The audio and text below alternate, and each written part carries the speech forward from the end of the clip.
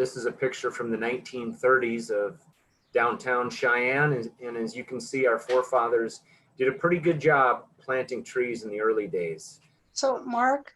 Yeah. You need to go, you're not sharing your screen with us yet. Oh, shoot. Yeah. So okay. go all the way down to your toolbar, and there should be a little green icon that says share screen. Okay. And click that. Thanks for stopping me. Share screen. Okay. Well, at least it's green on my screen, so.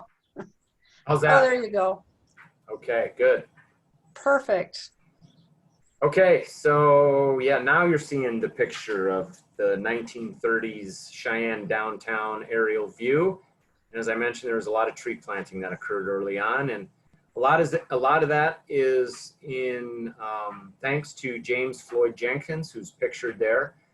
He moved to Cheyenne in the late 1800s and missed the trees of his home state of Wisconsin, and so he started a movement in Cheyenne to plant trees, and he raised money around town and got volunteers together, and they planted a lot of our early parks, Holiday Park, Lions Park, and then did a considerable amount of planting in the old city park, which you can see south of the Capitol, and then along our old streets such as Cary and Warren and Central and Capitol. So we owe him a debt of gratitude for really turning what was a small town on the plains to what they called in the early 1900s the city of trees. A lot of people who were settling around Cheyenne as they moved west and saw Cheyenne from a distance, they began calling it the city of trees because of the number of trees we had. So I just wanted to talk to you a little bit too about our division, the Cheyenne Urban Forestry Division. There's 9 of us arborists on staff full-time. We've got a lot of experience between the 9 of us. We're responsible for all city trees, so all those trees on city property. We do offer a full complement of tree care services, from planting and pruning and removals to stump grinding, and other things as well. We do right-of-way vegetation enforcement to make sure our right-of-ways along our streets stay safe. We also do tree education and outreach and insect and disease management. So you've probably seen our crews out spraying trees, doing trunk injections, soil injections, that sort of thing.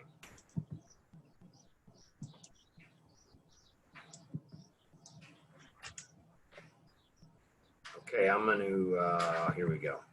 All right, here we go.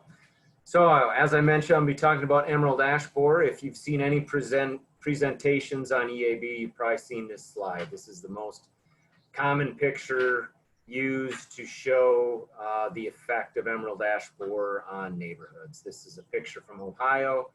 And 3 years after that picture was taken on the left, that's the result of an EAB infestation on the right. So as you can see, EAB can decimate a neighborhood very quickly. So I'm going to talk a little bit about emerald ash borer and some of the facts, figures, that sort of thing. There's a picture of emerald ash borer there. That's not to size, luckily. EAB is about a ½ inch in length. It is very green and metallic, very unique, but we do have other green metallic insects as well, so that are similar in appearance. To identify some of the damage on trees, you can look for the D-shaped exit hole, serpentine galleries under the bark, such as that. The life cycle, adults emerge in May and June. There's no sawdust, however, associated with that. They lay eggs in mid-July. The eggs hatch, the larvae bore into the vascular tissue of the tree, so just under the bark. And then they overwinter under the bark in that vascular tissue and a little deeper. Symptoms of EAB on ash. Symptoms in the Midwest, Northeast are a little different than in Colorado. That's kind of why we're struggling to find it out west, I think.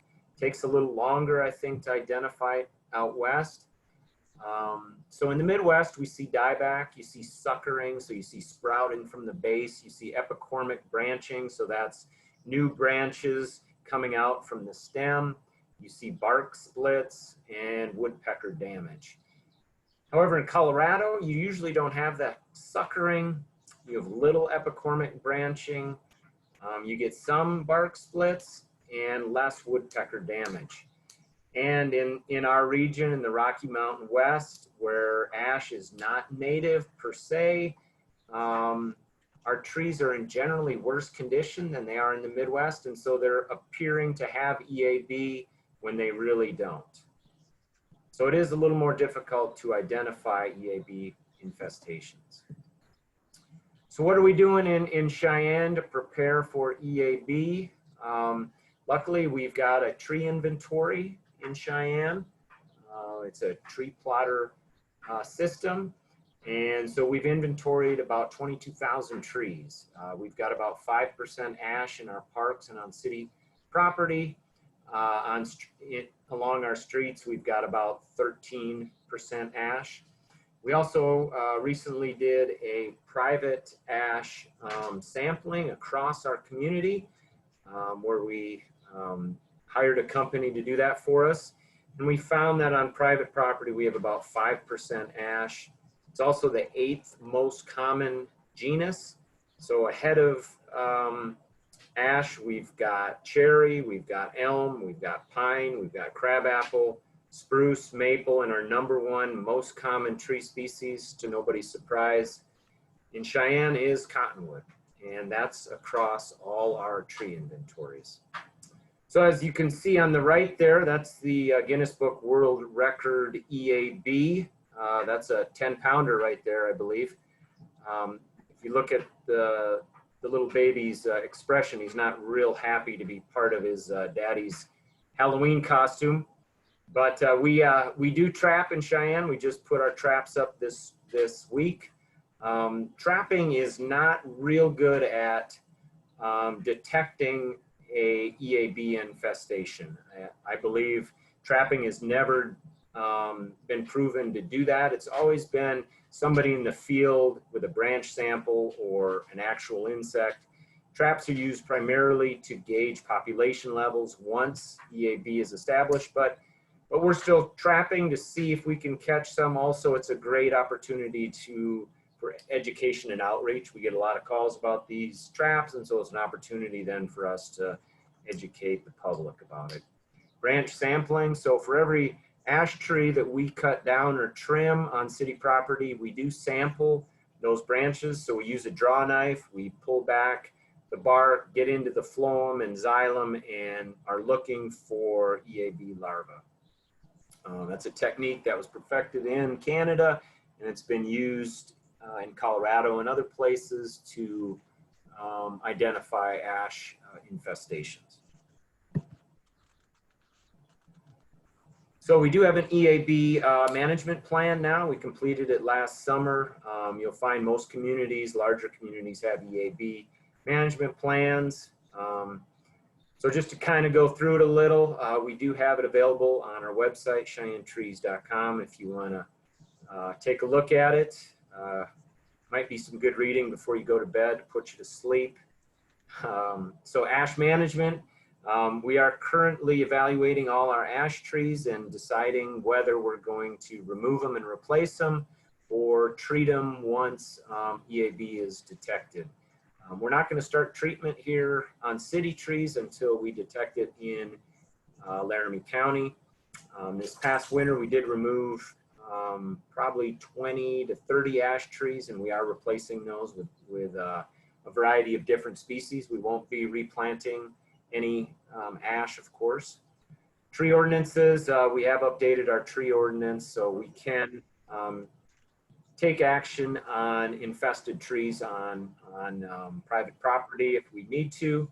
However, in the past, the public's been very easy to work with, and so we in the past have corresponded with them, and they've been very easy to work with, and they've cut these trees down without having to take enforcement action. Wood waste utilization, so we're working with several local sawmills to utilize ash wood, and we're hoping to expand upon that. Education, we will be running some press releases here soon, and we are going to be offering ash inspections to private homeowners soon, along with our partners. UW Cooperative Extension is going to assist with that, along with Laramie County Conservation District and the State Forestry Division. We have done a cost analysis, and we're trying to look at increasing our staffing budget through grants and that sort of thing. However, with the downturn in the economy, I'm not sure that's going to be very realistic, but we hope to find some grants.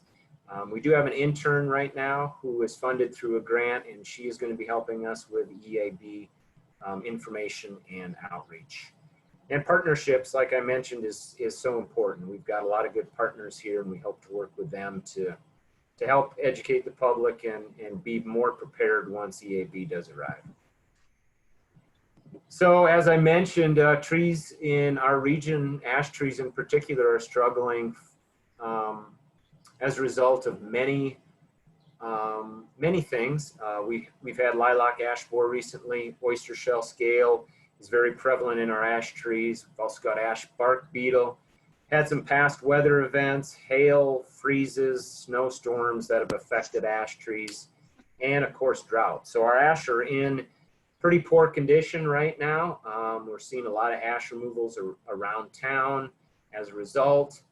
But this is not EAB. It may look like EAB. Like I said, we haven't found EAB yet, but because these ash are in poor condition and look like they might have EAB, it does make detecting the insect a little more difficult.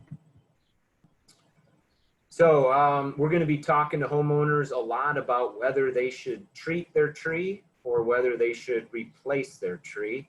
That tree on the right, has got probably 30% dieback on it. And so that's a tree that we'd recommend for removal and replacement. You're better off to start over with a new tree, a different tree species, than to try to salvage these ash trees that are in poor condition. There are a lot of options to treating your tree.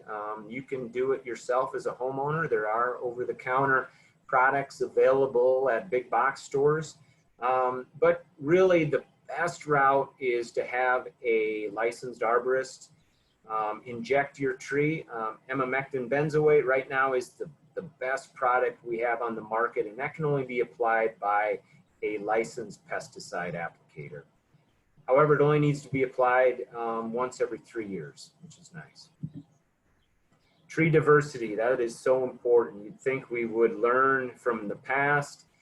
We've had several outbreaks of major insects and disease across our country, Dutch elm disease in particular, and yet we still plant single species across communities. And we've done that, unfortunately, with green ash and in other communities, not so much in Cheyenne, but there are communities in Montana that have 50% green ash, and Colorado has some communities approaching 25%. So we really got to learn from these past mistakes and start planting a diverse palette of trees. Insects and diseases are picky. Most insects only go after a certain genus. So like emerald ash borer only goes after ash. So by planting a variety, you can insulate yourself from large mortality rates. Set guidelines. We are setting guidelines ourselves. Percentage guidelines for family, genus, and species, so we don't get in the same, right now we're real heavy in cottonwood, and so we're not planting a lot of cottonwood. We've got 25% cottonwood probably or more across our community, so really trying to diversify that. And then street tree guidelines. What we're seeing in the Midwest with EAB is a lot of larger communities aren't planting single blocks of a single tree species anymore. They're alternating. They're going oak, maple, hackberry, linden. So there's no large groups of the single species. So if we do get an insect or disease, then we're not losing large groups of trees in any one area. We're just losing singular trees. So Rooted in Cheyenne, as part of our EAB plan, we wanted to create a program that would assist homeowners with replanting their ash trees along the boulevards, along the streets in Cheyenne. And so Rooted in Cheyenne has come about. It's been in existence for about 3 years now. It's a street tree planting program. It's a nonprofit. It costs about $50 per tree. We also have no-cost trees available for those who qualify. You can get up to 2 trees per planting. We have 2 plantings, one in the spring, one in the fall. We rely heavily on volunteers for planting and watering, and we are completely sponsored through other businesses, nonprofits, and organizations across our community. If you want to learn more about it, you can go to our website, rootedincheyenne.com. We also have a Facebook page. So street trees improve our neighborhoods. There's a ton of research on the benefits of trees to our neighborhoods. Trees make streets safer. Trees reduce city costs, right? They shade our sidewalks, they shade our streets. They reduce the amount, they increase the lifespan of hardscape surfaces. We see an increase in neighborhood pride and ownership when we have a tree-lined street. You know, which community would you rather live in? Which neighborhood would you rather live in? One that is lined streets, or one with no trees at all that have utility boxes, you know, is the only change in the street dynamic, you could say. Of course, property values are higher where you've got good landscaping and trees. And watering needs for the lawn are decreased where you have increased shade. We also see reductions in traffic noises as a result of tree-lined streets. So there's a lot of benefits to just tree-lined streets, and these are only a few of them. So what can you do? Don't move firewood, right? That's the #1 thing. Community transmission or moving of EAB from state to state has been through firewood transmission, from college students, from tourists, from campers, that sort of thing. And being in Cheyenne, we're, you know, at the junction of I-80, I-25. We've got 2 rails that pass through our community. So there's a lot of opportunity for spread. So please don't move firewood. Get educated, informed. There's a lot of great information now online about EAB. www.eabcolorado.com is a lot of great regional information that is very applicable to Cheyenne. Evaluate your ash trees. I'm going to talk a little bit more about that. If you've got ash on your property, first you got to be able to identify ash, and there are resources to do that as well. But then take a look at your ash trees and see what kind of condition they're in, and see if you're better off replacing them or better off treating them once EAB does arrive. If you're going to replace your tree, plant a variety of species. There's a lot of great tree species available now that grow well in Cheyenne. I'm going to talk more about those. And then get involved, volunteer if you can. So we do have a really cool decision guide that's available through the Colorado Department of Agriculture. This is it pictured on the screen here, and it just kind of walks you through how to evaluate your ash tree. So I would encourage you all to do that. And first of all, if your tree is large and it's healthy, then it's definitely a good candidate to treat it with insecticide once EAB has arrived. And I'm saying once it has arrived because that's what we're going to do as a city. However, if you want to start treating it now, we're not going to discourage homeowners from doing so. You may want to consider getting advice from a local arborist as well, they can help you evaluate the health of your tree. They can help identify other pests too that your tree might have. Like I mentioned, ash and Cheyenne could have bark beetles, they could have oyster shell scale, they could have lilac ash borer. So you'd like a professional to evaluate those insects for you. And then are your trees valuable to you? or are they an asset? If they are an asset and they're valuable to you, then definitely protect them. However, if not, then you can replace them. And we do have a lot of tree species in Cheyenne that do pretty well. Right here, this is a list of ISA certified arborists, licensed arborists in Cheyenne. You can see we've got over 23 now, so we've got a good variety. This list is available at CheyenneTrees.com. If you're going to have work done on your ash trees, you know, pruning or removal, we do recommend you get several quotes and, you know, agree to a contract before starting any work. Let's see what else here. So I'm going to talk about a few of my favorite tree species for Cheyenne.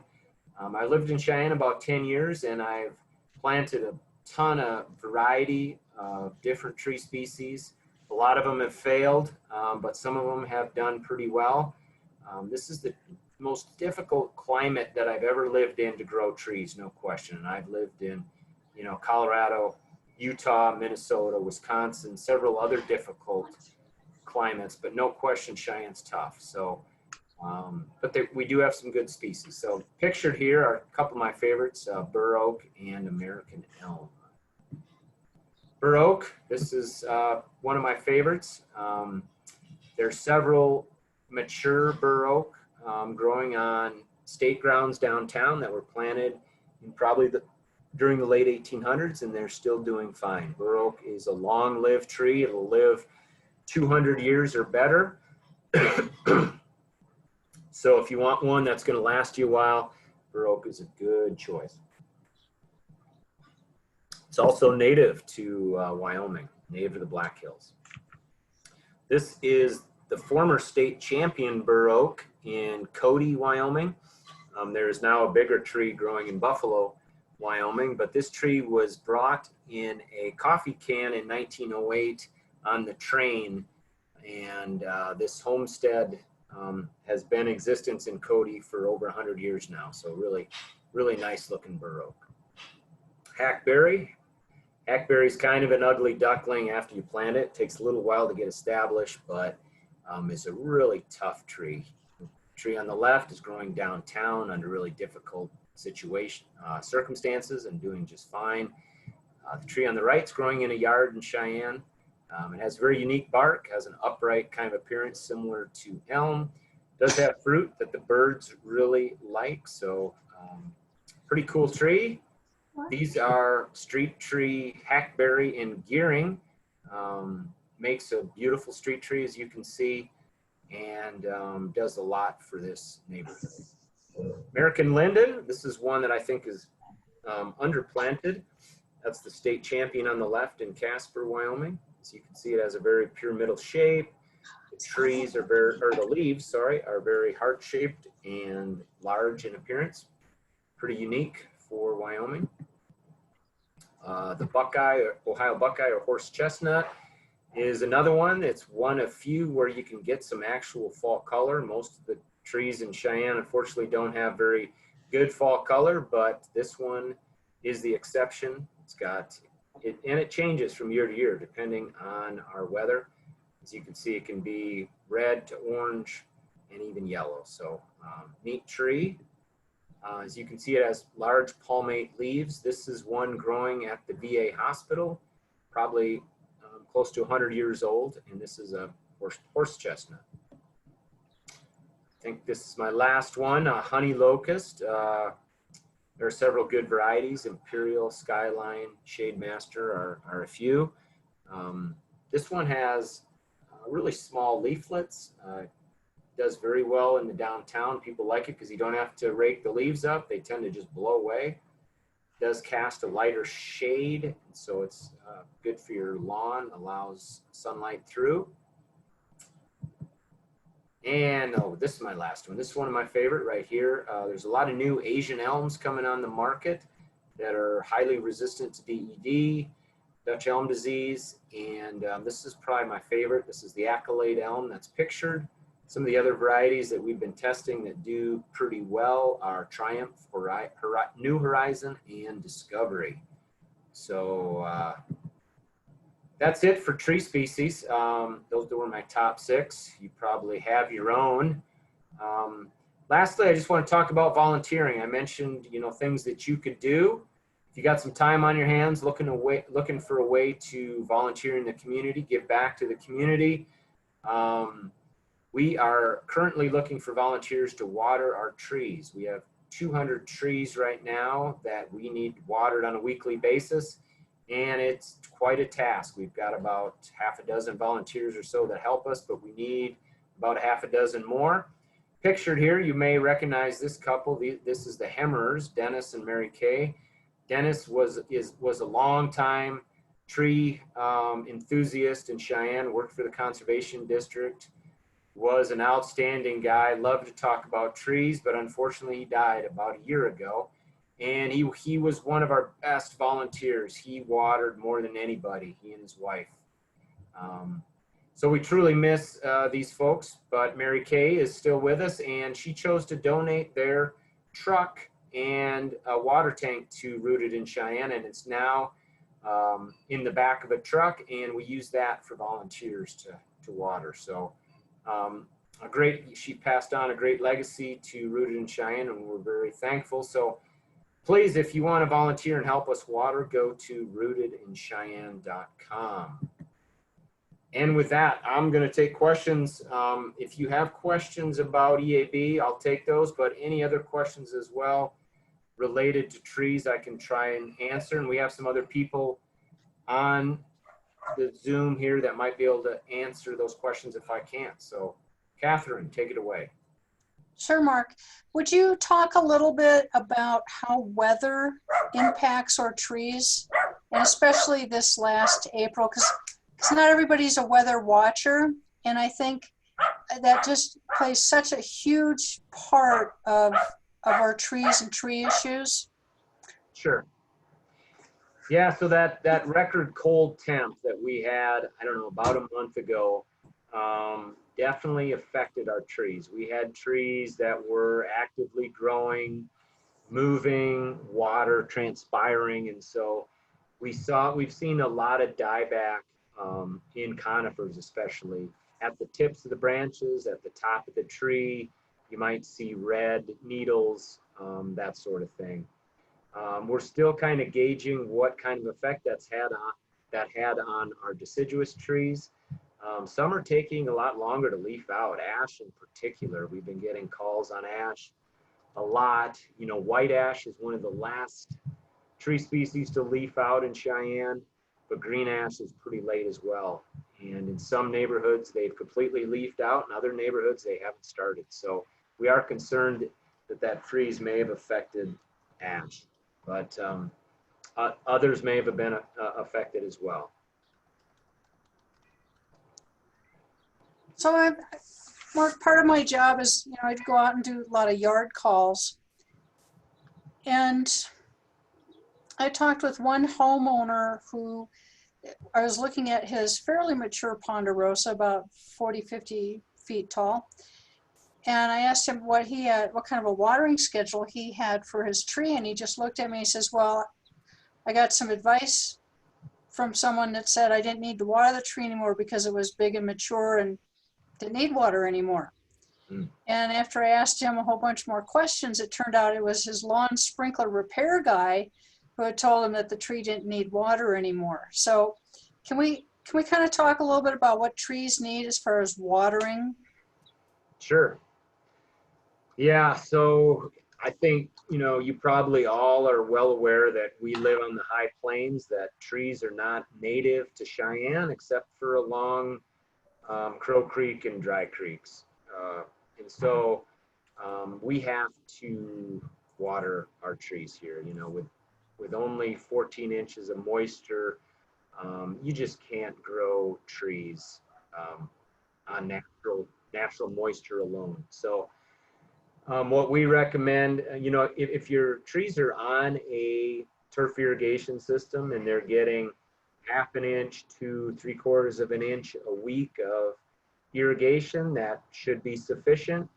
However, trees do like to be watered more infrequently with more volume. And so I would encourage those of you with a turf irrigation system, to consider watering twice a week as opposed to every day or every other day.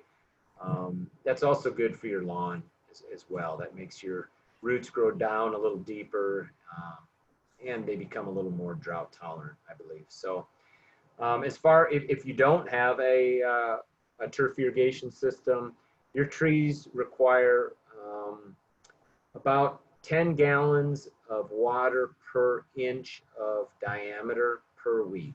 So a small tree that's 2 inches in diameter should get 20 gallons of water a week, at least 20 gallons. And make sure that doesn't run off, that goes into the root system slowly, and that you're watering where the roots are. So larger trees, yeah, I mean, that's a lot of water when you do the math, but they should be getting watered weekly during the growing season, and then once a month during the dormant season. So our growing season is probably 4 months, our dormant season's 8 months. And during the dormant season, you definitely want to water all your trees, but if you're going to pick one or two, you want to pick the conifers, because they're the ones that are transpiring. They're the ones that are going to be more susceptible to dieback from desiccation due to our winds. So water those conifers at least once a month in the winter. How Yeah, was that?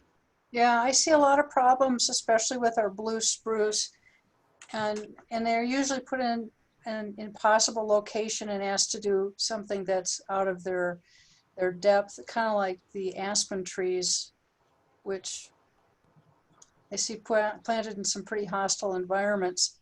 But could you also address when and the techniques maybe for fertilizing trees? I see people use those tree spikes, and I can see, big round circles from where the spikes went in. And then, I see people fertilizing the trees in the middle of the summer. So do you have any rule of thumb, Mark, when you like to see trees fertilized, if at all, and what sort of requirements or criteria you place on fertilizing a tree? Mm-hmm. We as far as what we do on city property, we don't do any additional fertilization to our trees, except for what they're getting, as far as the turf management. So the Parks Department does do some fertilization for the turf, and that's adequate as far as we're concerned for the trees. Fertilization is a tough one. To me, if you have a tree that's chlorotic and has to be fertilized using, with nitrogen and other things to keep it green, it's probably not the right tree for Cheyenne.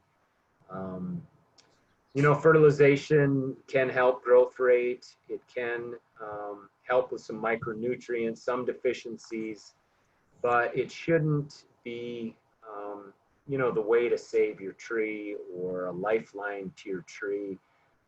There's several species that become chlorotic in Cheyenne because of our high pH, and a lot of times they can't even draw in some of those nutrients because of that high alkalinity, and so fertilizing doesn't really help. And so yeah, that's a tough subject, but you don't want to fertilize in the middle of the growing season. Obviously, spring and fall are generally recommended more so. So another popular myth out there, Mark, is spruce trees, and that the pine needles cause the soil to become acidic, and then the grass doesn't grow under the spruce tree. And so I just got done discussing this with a client, and he wanted to know how much lime and what kind of lime he should be putting under his spruce tree to get the grass grow to counter the acidity from the needles. Yeah. So I think there's a lot of myth on that, and maybe you could have got some 2 cents worth on that one. Yeah, you're right. That is a myth. The spruce needles do not change the pH of the soil that much. And so typically the reason that the turf isn't surviving around a spruce is because it's being shaded out.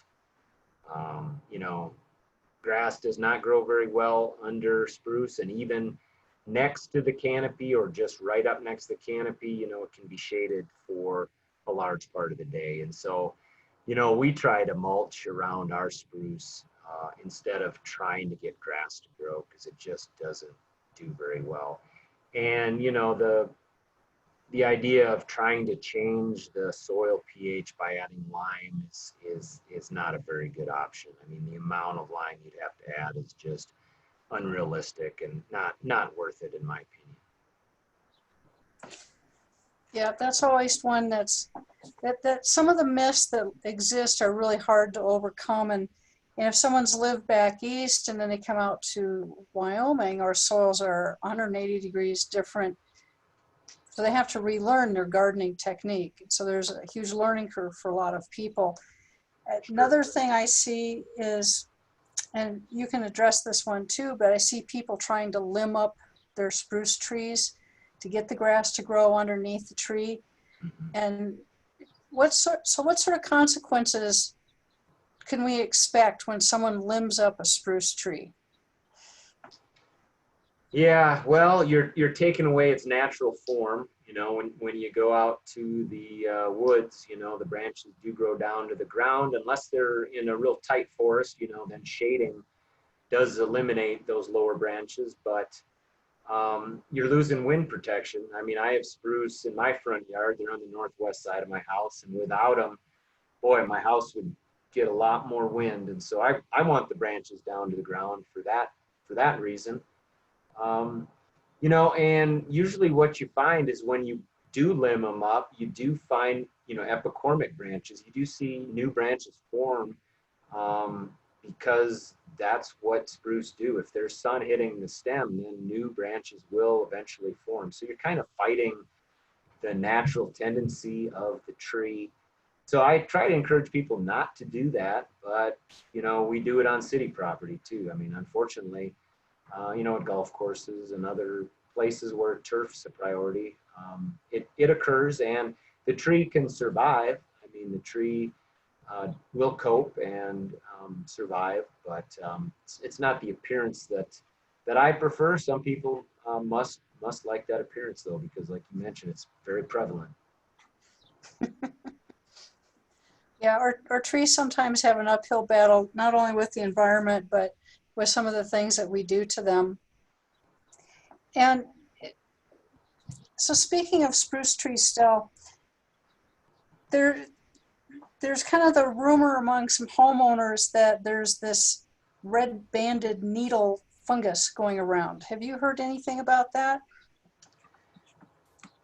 Well, you know, we've recently tried to send some samples to CSU to get confirmation on some needle blights or diseases, and currently they're shut down and they haven't responded. You know, Tom Dimmick, I see's on this presentation. I don't know if you can let him speak to this, but he might be able to give us some insight. He's probably one of the most knowledgeable arborists we have in town.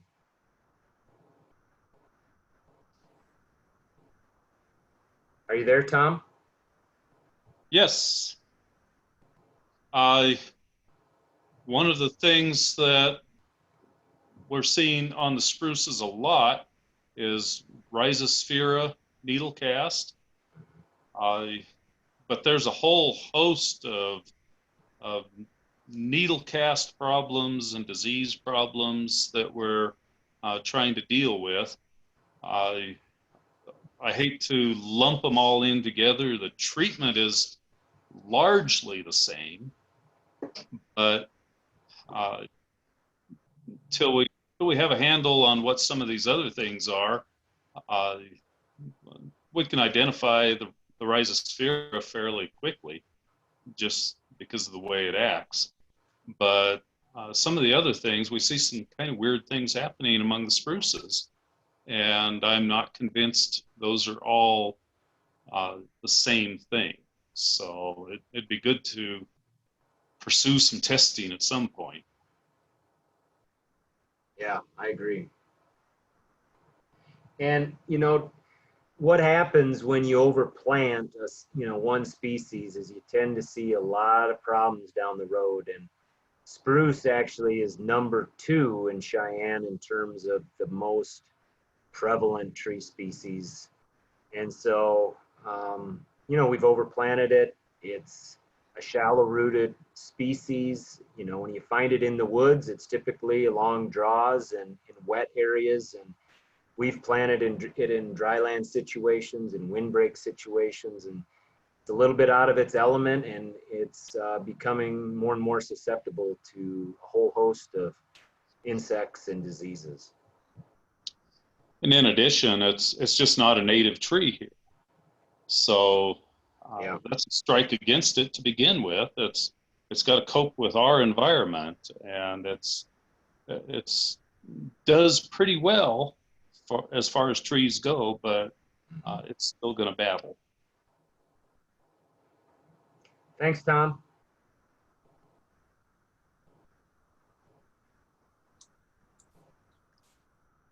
So is there any more questions out there? Does anyone has any concerns? Or are any of you seeing problems even in your own yards, or maybe your neighbors or across the street? If you see something or you have a question, go ahead and unmute yourself and join in the discussion at this point, because we certainly would like to, this is supposed to be educational, and we're all learning here. So if you've got questions, you can either put it in the chat box or you can unmute and ask the question. We've got a few more minutes here. So Mark, from Bill to, he wants to know, what are the symptoms of overwatering a tree? Okay. Yeah, well, they look real similar to underwatering a tree, really. You're going to see the same type of wilting of the leaves, eventual dieback. In a lot of portions of Cheyenne, it's hard to overwater trees, but if you live in an area that has real heavy soils, have a high percentage of clay soils like in the Point or some of the outer lying subdivisions in Cheyenne, we do see overwatering quite a bit. And a lot of times it's just people running their sprinkler systems too often, not letting the water drain through the root system. So like I mentioned, it's better to water your trees less frequently with more water than less frequently with less water. So try to water, no more than twice a week if you can help it. Okay, great, thanks. Any other questions out there? Any other thoughts or comments? Anything you're seeing? Any concerns?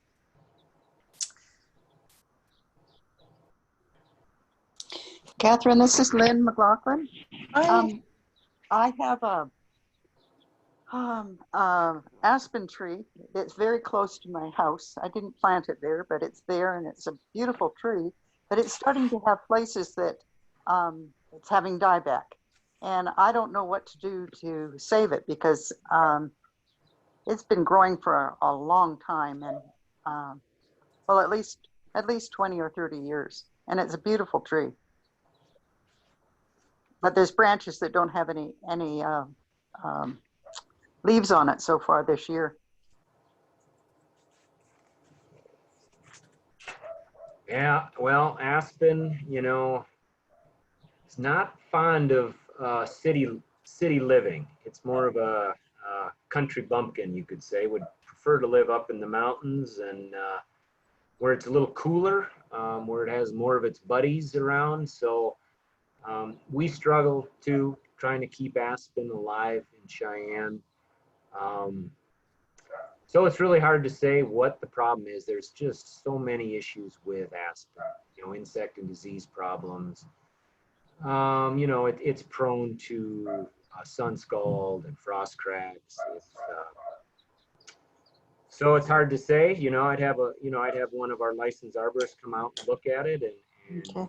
possibly work with you on a strategy to improve its health. But It's one that I just don't plant much anymore because it's got such a short lifespan and Mm, really is high maintenance. You talk about a high maintenance tree, aspen is probably near the top. mm. Thank you. So, Mark, as far as aspens go, they're in the same genus as cottonwood, so it's a populus. What sort of watering do you recommend for aspen trees? Do you recommend more water than you would a normal tree? The kind of the rule of thumb is 1 inch for every, or 10 gallons for every inch of trunk diameter. But would you actually give an aspen more water than that? I don't think I would. That's a tough one, but yeah, it usually doesn't come down to water being the issue so much. It's other things. Okay, and that's another shallow rooted tree too. Yeah, and that's one that if you're going to plant aspen, plant them in groups of trees in areas, mulched areas, because they all tend to grow on the same root system. The largest organism in the world is an aspen stand, and it's the root system. They're one living organism, and so that they want to have a lot of stems. They want to shoot suckers up. They want to have area to grow. They don't like be in a lawn situation where the suckers are being mowed over all the time. So if you've got space, in a large mulched area, that's where they need to go. Okay. I do see people trying to grow them in incredibly hostile situations, and that just amazes me that they live as well as they do. Yeah. But Can you people, go sorry. ahead, Marilyn. Go ahead, Can Glenn. you can you grow a tree from one of those little shoots that come up in the grass? Oh yeah.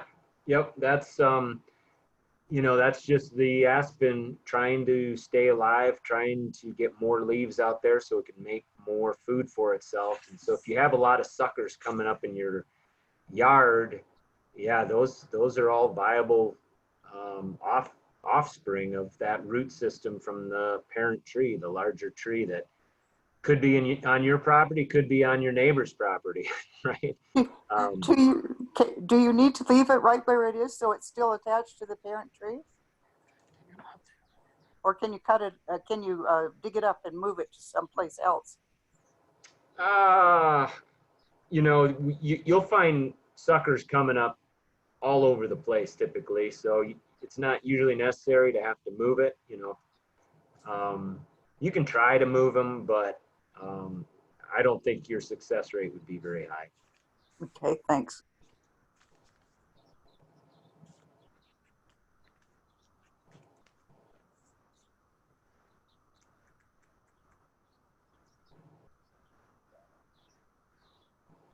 So any other questions out there? This is a great opportunity to ask the city forester about trees.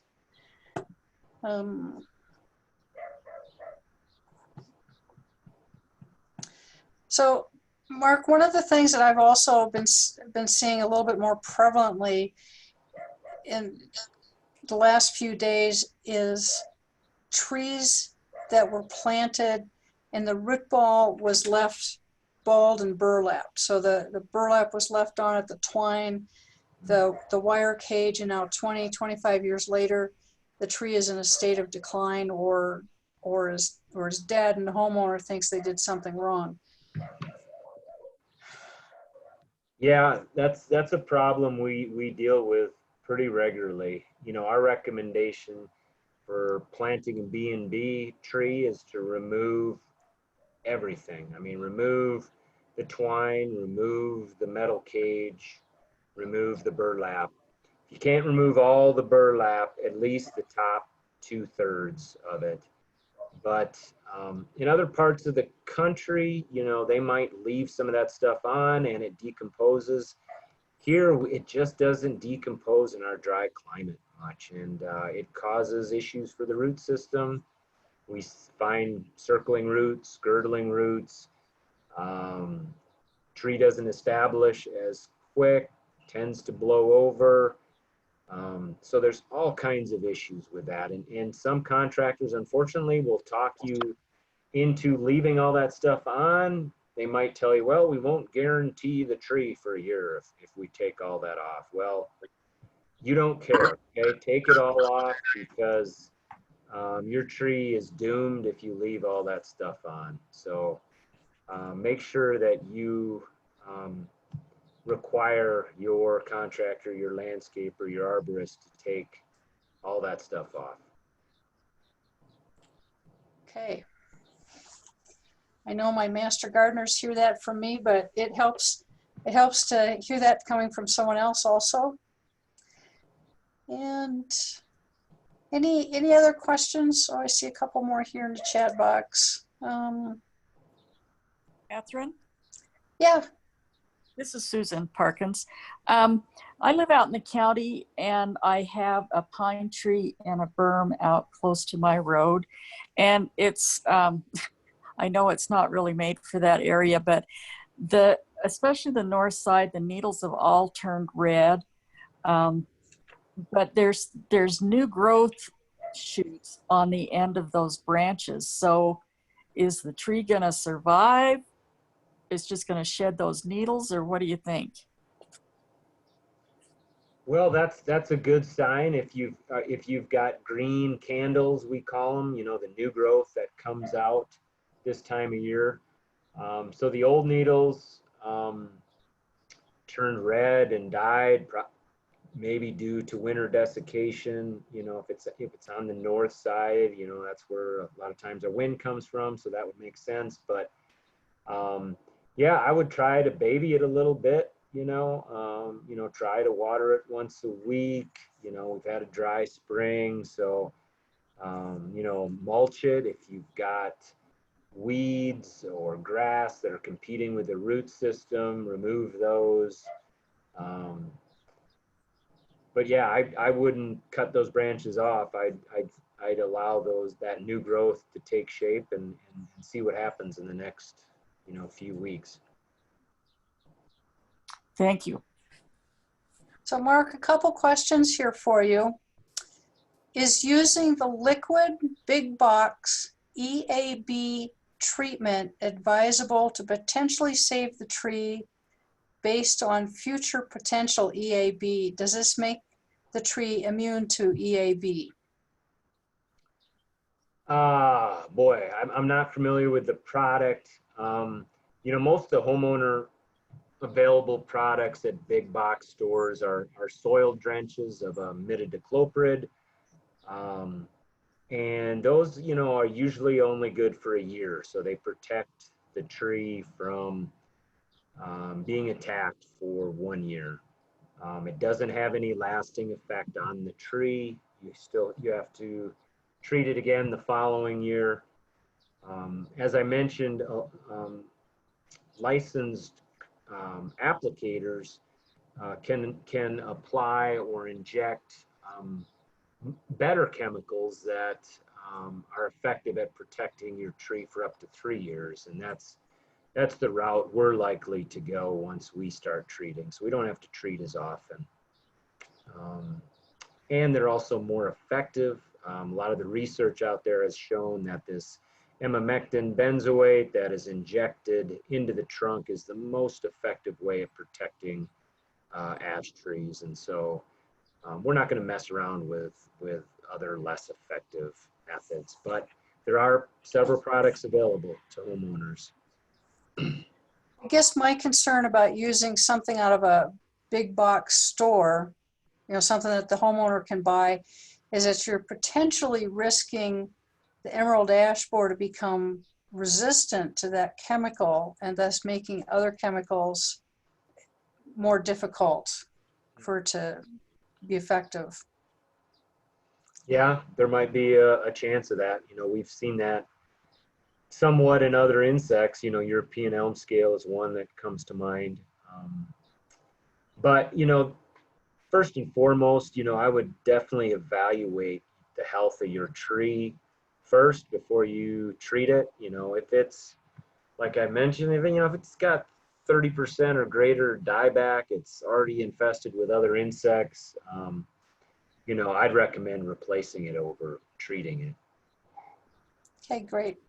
Another question. So this is on walnut trees. 2 black walnut trees, should I prune to a central leader or should I let it branch out? Good question. So I assume these are young trees. Structural pruning is real important in young trees. And so getting that tree to a strong central leader where you don't have branches that are competing with that leader is important. So I would try to get it to a central leader, but you don't want to overdo it either. You shouldn't prune out more than a total of the leaf, more than a quarter of the total leaf area, else you're going to stress the tree out, and then you might see some suckering or some water sprouting. So yeah, I would maybe look up structural pruning online to get some examples on how that's done. But that is important in a young tree's development. Okay, thanks, Mark. Yep. So any other questions out there?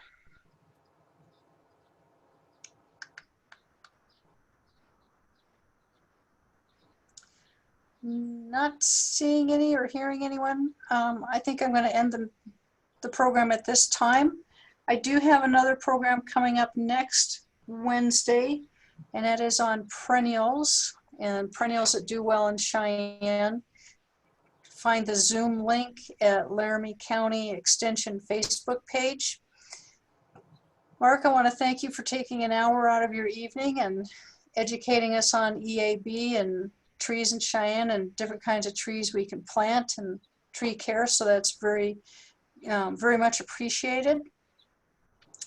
And I think with that, unless anyone else has any questions, I'm going to say good evening to everybody. And again, Mark, thanks for your time. Thank you. Happy to do it. Take care, everyone. All right. Good night, everybody. Good night.